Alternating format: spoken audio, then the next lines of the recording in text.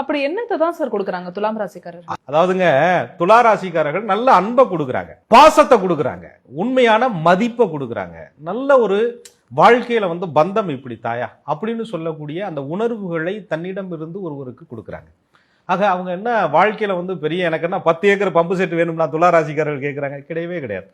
கொடுத்ததை அன்புல கொஞ்சமாவது கொடுக்கலாம்ல. இது ஒன் சைடாவே போயிட்டு இருந்தா எப்படியா வாழ்க்கை அப்படின்றதான் துலாத்தினுடைய முழு கேள்வியே. அந்த கேள்விதான் இவர்களை தூங்க விடுவதே கிடையாது.